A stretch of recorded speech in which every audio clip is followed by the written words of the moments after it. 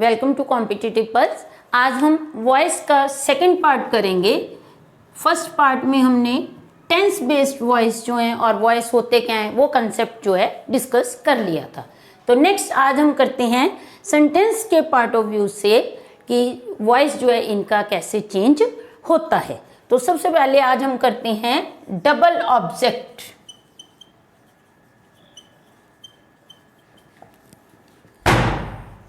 Double object type है। तो double object means कि जिन सेंटेंसेस में सब्जेक्ट जो है ऑब्जेक्ट जो है वो एक से ज्यादा होते हैं। क्लियर? डबल मीन दो होते हैं। के तो जिस सेंटेंस में दो ऑब्जेक्ट होते हैं उनमें हम एक को बोलते हैं डायरेक्ट और दूसरे को बोलते हैं इनडायरेक्ट। जैसे देखिए, she gave me a pen. क्या? तो अब इसमें क्या है, मी भी ऑब्जेक्ट है और पेन भी ऑब्जेक्ट है। मी फर्स्ट ऑब्जेक्ट और पेन जो है वो सेकंड ऑब्जेक्ट। दो ऑब्जेक्ट है इसमें। तो देखिए इसको हम चेंज कैसे करेंगे। तो इनका अगर ऑब्जेक्ट दो हैं तो ये चेंज भी दो तरह से होते हैं। क्लियर? से देखिए, अगर हम मी को लेते हैं तो मी से बनेगा आई, बाकी रूल वही सेम ही रहेंगे। गेव सेकंड वर्ब है तो इसके अकॉर्डिंग वाज वर्ब बनना है। आई वॉज के साथ थर्ड वर्ब आती है अपनी, वो लगानी है। I was given a pen, फिर सेकंड ऑब्जेक्ट लगाना है बाय, शी से बनेगा हर। क्लियर? तो एक तो ये इसका है। नेक्स्ट देखिए, अगर सेकंड ऑब्जेक्ट से बनाते हैं तो a pen was given to me by her. तो इसमें क्या है, अगर सेकंड ऑब्जेक्ट से बनाते हैं तो हम टू प्रेपोजिशन का यूज जो है वो करते हैं। क्लियर जी? अगर फर्स्ट ऑब्जेक्ट से बनेगा तो no use of preposition, second object से बनाते हैं तो प्रेपोजिशन का यूज हम करते हैं। क्लियर? इस तरह से सेंटेंसेस जो हैं वो बनते हैं डबल ऑब्जेक्ट के। क्लियर? कि जिसमें एक से ज्यादा ऑब्जेक्ट होते हैं। ओके? और एक एग्जांपल देखिए, I gifted a set on her birthday। ठीक है? अब देखिए इसमें क्या बनना चाहिए। अब क्या, आई गिफ्टेड अ सेट, ये ऑब्जेक्ट है, लेकिन ऑन हर बर्थडे ये क्या है, ये ऑब्जेक्ट नहीं है। अब देखिए ऑन हर बर्थडे से सेंटेंस नहीं बनेगा, ये ऑब्जेक्ट नहीं है, ये कॉम्प्लीमेंट और रेस्ट पार्ट ऑफ सेंटेंस इसको बोल सकते हैं। तो इसका क्या बनेगा, a set was gifted on her birthday. Clear? आप इस तरह से भी इसको बना सकते हैं और इसका ये भी बन सकता है, ए set was gifted to her, gifted by me on her birthday। Clear जी? तो इस तरह से भी जो है इसका सेंटेंस जो है वो बनता है कि एक ऑब्जेक्ट हो सकता है, फर्स्ट ऑब्जेक्ट को लेंगे तो कोई प्रेपोजिशन यूज नहीं होगी, सेकंड ऑब्जेक्ट को लेंगे तो प्रेपोजिशन का यूज आएगा। क्लियर है जी? ठीक है? तो ये आपका हो गया डबल ऑब्जेक्ट टाइप। नेक्स्ट देखिए अपने इंपेरेटिव। इंपेरेटिव सेंटेंस क्या होता है, जिसमें कोई भी कमांड दी जाती है, ऑर्डर दिया जाता है, कोई रिक्वेस्ट है, एडवाइस है, तो इस तरह के सेंटेंसेस को हम बोलते हैं इंपेरेटिव सेंटेंस।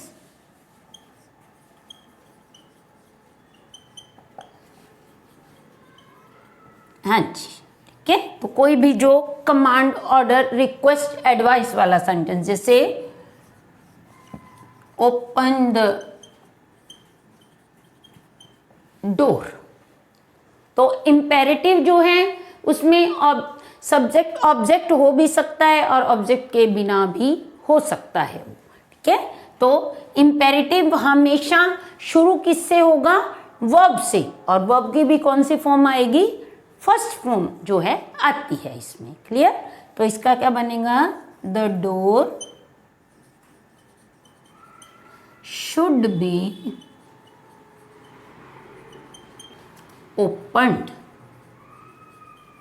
है जी, मतलब इम्पेरेटिव का स्ट्रक्चर क्या रहेगा कि सब वर्ब फर्स्ट प्लस ऑब्जेक्ट, ठीक है। तो पैसिव इसका कैसे बनाएंगे? पैसिव में रहेगा ऑब्जेक्ट को सब्जेक्ट बनाएंगे, ठीक है जी। क्लियर? तो जो ऑब्जेक्ट है वो सब्जेक्ट बन जाएगा, जो पहले ऑब्जेक्ट है, प्लस उसके बाद शुड बी लगेगा, और जहां भी बी का यूज होगा उसके बाद वर्ब की जो है वो थर्ड फॉर्म आएगी। क्लियर जी? इसमें ऑब्जेक्ट लगाना जो है वो जरूरी नहीं है, क्योंकि सब्जेक्ट है ही नहीं, इसमें सब्जेक्ट नहीं है तो आप ऑब्जेक्ट क्या बनाओगे इसका। क्लियर? और दूसरा इसका क्या होता है, तो दो तरीके से ये बनता है, लेट फिर सब्जेक्ट और फिर बी प्लस वर्ब की third form. Clear?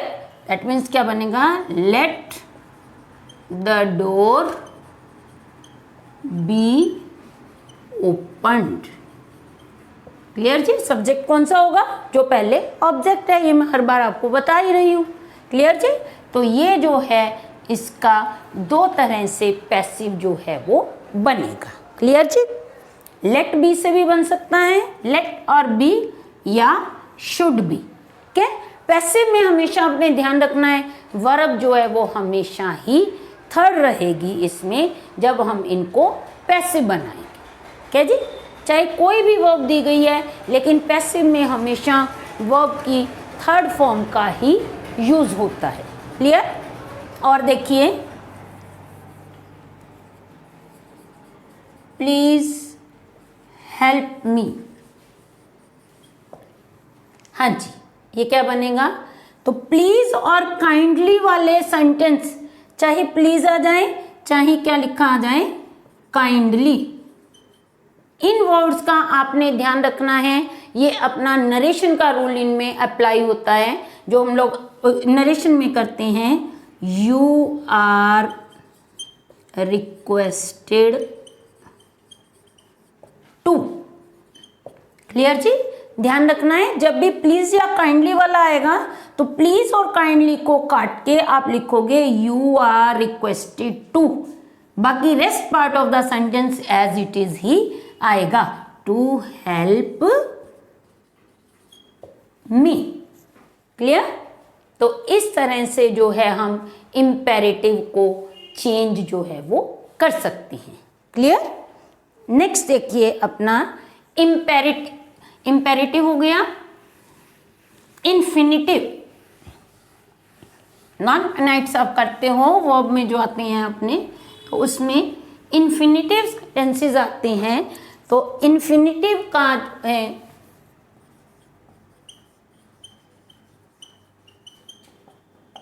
Infinitive sentences का क्या स्ट्रक्चर रहता है? हमेशा टू प्लस वर्ब की फर्स्ट फॉर्म हमेशा इनमें आती है। जैसे I have to do it, क्या बनेगा इसका?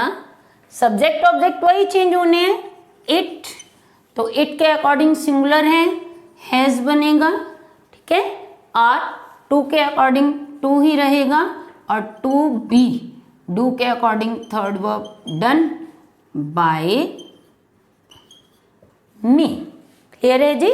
तो टू प्लस फर्स्ट वर्ब आएगी तो चेंज करके क्या बनेगा? सब्जेक्ट जो पहले ऑब्जेक्ट था प्लस इन्फिनिटिव या टू बी, क्या जी? और इसमें साथ में आएगी थर्ड वर्ब, क्या जी?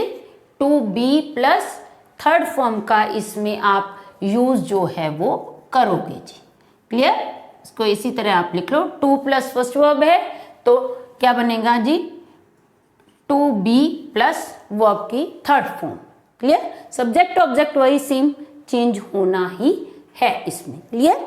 अब इसमें डाउट देखिए, क्या आपको डाउट रहता है, आप क्या करते हो, क्योंकि टेंसेस में हमने परफेक्ट टेंस में किया, हैज हैव के साथ बीन का यूज होता है। ओके, तो आपको मोस्टली इनमें जो जहां भी हैज हैव आ जाता है तो आपको डाउट रहता है कि हैज बीन हैव बीन बनेगा ये। तो आपने हमेशा ध्यान रखना है, जब हैज हैव के साथ टू का यूज होता है तो ये एक तरह से मॉडल का काम भी करते हैं, और उस कंडीशन में टू से हम टू बी बनाते हैं, देन थर्ड वर्ब का यूज करते हैं। हैज हैव के अकॉर्डिंग बीन का यूज नहीं किया जाता है। क्लियर जी? से क्लियर है ये? Okay, next, I am to do it, क्या बनेगा? सी का सेम देखिए, it is to be done by me. Clear? तो इंपेरेटिव में हमेशा क्या रहेगा, टू प्लस फर्स्ट वर्ब रहेगी, और जब इसको हम चेंज करेंगे तो क्या बनेगा, to be plus third form में इसका चेंज जो है वो किया जाएगा। क्लियर है जी? तो इसमें अब डबल ऑब्जेक्ट हो गया आपका, इंपेरेटिव हो गया, इन्फिनेटिव हो गया। है जी? अब देखिए फिक्स प्रपोजिशन, फिक्स प्रपोजिशन कह सकते हो आप इनको, प्रपोजिशनल्स कह सकते हो।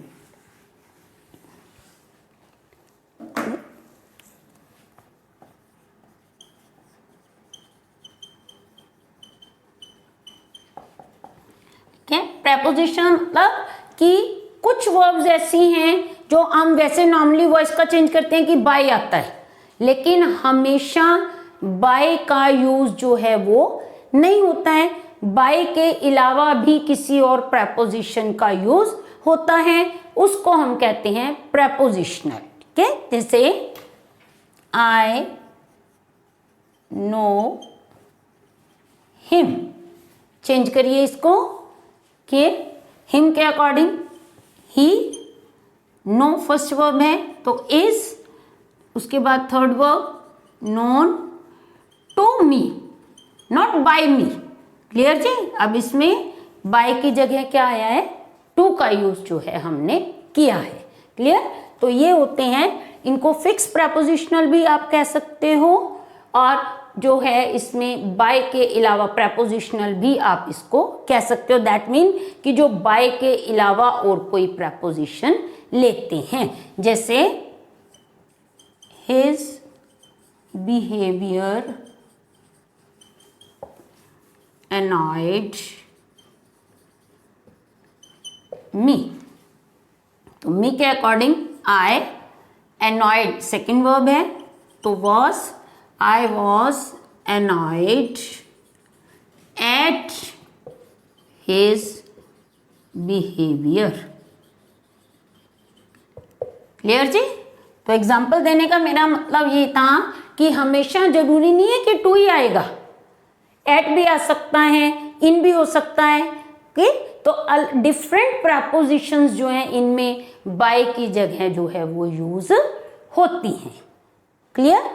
तो ये आपके वॉइस के मोस्ट इम्पॉर्टेंट जो रूल्स थे वो मैंने आपको कवर करवा दिए। अब मैं आपको इन्हीं की प्रैक्टिस एक्सरसाइज जो है वो करवा रही हूँ, ताकि आपको क्लियर हो जाएगा कि जो आपने किए हैं वो टॉपिक आपको समझ आया या नहीं आया। फिर जी, हाँ जी, देखिए आप साथ साथ सॉल्व करते जाइए, मैं बाद में आंसर जो है आपको बताऊंगी इनके। फर्स्ट क्वेश्चन है आपका प्रैक्टिस एक्सरसाइज का, पोस्ट दिस लेटर। देखिए क्या बनना चाहिए आंसर इसका। हाँ जी, इंपेरेटिव सेंटेंस आ गया, तो दो तरह से मैंने आपको कहा था कि इसका आंसर जो है वो बनता है। तो ये लेकिन आपको ऑप्शन बेस में आते हैं, तो आपने ऑप्शन में चेक करना है कि क्या ऑप्शन दी गई है। ठीक है, तो लेट से भी ये सही बनेगा, शुड भी से भी सही बनेगा, लेकिन कंडीशन क्या है कि rest part of the sentence will follow all the conditions. ठीक है, कि बाकी सारी कंडीशंस अगर सेंटेंस का रेस्ट पार्ट फॉलो कर रहा है तो आप उसके अकॉर्डिंग जो है फिर ऑप्शन देखोगे कि लेट वाला सही है या शुड बी वाला सही। दोनों सही नहीं आएंगे और इतनी क्लोज ऑप्शंस आपको दी होती हैं कि आपको डाउट रहता है ये भी सही है ये भी सही है, लेकिन जितनी देर तक आप इनकी प्रैक्टिस नहीं करोगे उतनी देर तक आपको ऑप्शंस जो हैं वो समझ में नहीं आएंगी। एरर की सबसे बड़ी प्रॉब्लम ही यही रहती है आप लोगों के साथ कि एरर अपनी उंगली के नीचे से खिसक जाती है, अपने को समझ नहीं आती है एरर क्या है, क्योंकि अपने को गलत पढ़ने की आदत नहीं है। हम सही पढ़ते हैं, आप माइंड में अपने सही बनाते हो लेकिन ऑप्शन में आप देखते हो उसको सही पढ़ते जाते हो, फिंगर के नीचे से वो गलती निकलती जाती है। ठीक है, तो ये ध्यान से इनको आपने पहले खुद अपने माइंड में बना के देखना है, उसके अकॉर्डिंग फिर आप उनसे मैच करो कि किस ऑप्शन में ये सही है। क्लियर? तो इसका क्या बनेगा, this letter should B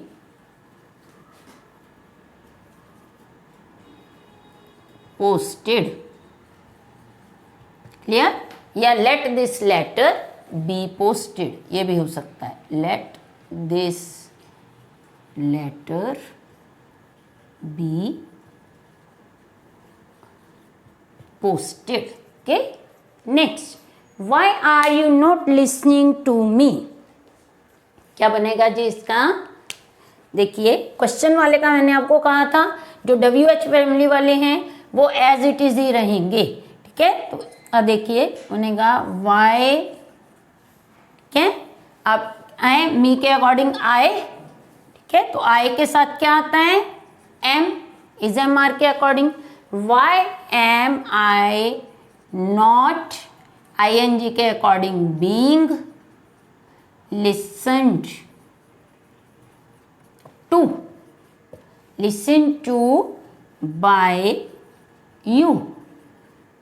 clear है जी? तो इस तरह से भी prepositions आती हैं। ये क्या है, फिक्स preposition है ये, listen to।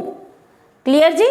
तो listen के साथ to आएगा ही आएगा और by आप अपना जो है वॉइस का रूल है उसके अकॉर्डिंग लगाओगे। ओके, लिसन टू यू नहीं बनेगा, बाय नहीं लगाओगे तो सेंटेंस गलत हो जाएगा, वो तो बन जाएगा why am I not listen to you, that means मैं आपको क्यों ना सुनूं, ये तो सेंस ही चेंज हो गई। ठीक है, तो बाय भी लगेगा फिक्स प्रेपोजिशन में, इस तरह की कंफ्यूजन आपको रहती है। Fix preposition as it is हाथ में आएंगे। Okay, next, kindly grant me a leave. तो काइंडली वाला मैंने आपको प्योरली बताया था, नरेशन का रूल फॉलो करेगा, you are requested to grant me a leave. Clear जी? Next, he has to do his duty. वही आ गया, his duty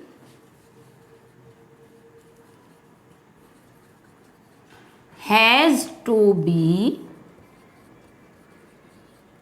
done by him। Clear जी? Next, you can do it। अब ये दोनों सेंटेंसेस देखिए, ये मॉडल्स के आ गए। ठीक है, तो मॉडल्स में कोई दिक्कत नहीं है, जो मॉडल दिया है, मॉडल्स हमेशा अपने साथ फर्स्ट वर्ब लेते हैं, पैसे बनाना है तो हमेशा थर्ड वर्ब आनी है। तो मॉडल जो है कोई भी आएगा, can, could, may, might, would, should, कुछ भी आता है मॉडल में, जो दिया है वही लिख के एज इट इज उसके साथ बी का यूज किया जाता है। तो उसके अकॉर्डिंग देखिए, you can do it, it can, क्या बताया मैंने अभी, बी का यूज, और थर्ड वर्ब डू के according done, it can be done bye you. Clear? Next, one must do once duty. हाँ जी, तो इसका आंसर क्या बनेगा, duty must be done.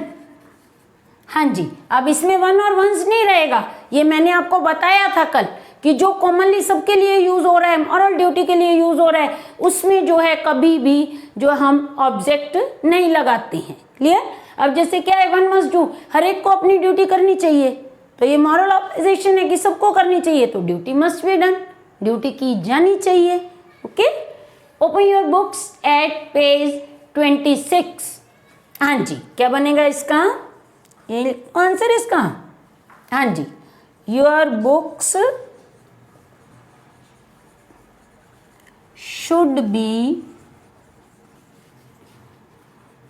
opened at page 26, okay, और let your books be opened at page 26। Clear जी, इसमें कोई confusion नहीं है। Next, when will you give me my book। हाँ जी, तो when का when एज इट इज आना चाहिए, will का will भी, when will my book be given to me। Clear? By you आप इसमें लगाओ या नहीं लगाओ, ये ऑप्शन बेस्ड आपका बनेगा। क्लियर? डबल ऑब्जेक्ट है तो इसको दो तरह से आप बना सकते हो, when will I be given my book, इस तरह से भी इसका बन सकता है। अगर हम वही मी फर्स्ट ऑब्जेक्ट आ गया और माई बुक जो है सेकंड ऑब्जेक्ट आ गया, ठीक है, तो ये सेकंड ऑब्जेक्ट के अकॉर्डिंग अपन ने टू प्रेपोजिशन का यूज जो है किया है। इसी के अकॉर्डिंग जो है हम फर्स्ट ऑब्जेक्ट के अकॉर्डिंग जो है इसको चेंज कर सकते हैं। देखिए क्या बनेगा, when will I be given my book by you. ठीक है जी, तो ये दोनों ऑप्शंस जो हैं इसकी करेक्ट हैं। क्लियर? तो आई होप आपको वॉइस का टॉपिक जो है पूरी डिटेल से और बड़े अच्छे तरीके से जो है अब क्लियर हो चुका होगा। जिन लोगों ने लास्ट में वीडियो नहीं अटेंड की थी तो वो हमारी प्रीवियस पे जाके आप हमारे चैनल पे जाके उसको सर्च कर सकते हैं, तो वॉइस के रूल जो हैं आपको डिटेल में वहाँ पे मिल जाएंगे। तो अगर आपको ये सेशन अच्छा लगा तो हमारे चैनल को लाइक कीजिए, ज़्यादा से ज़्यादा शेयर कीजिए और सब्सक्राइब कीजिए। Thanks for watching.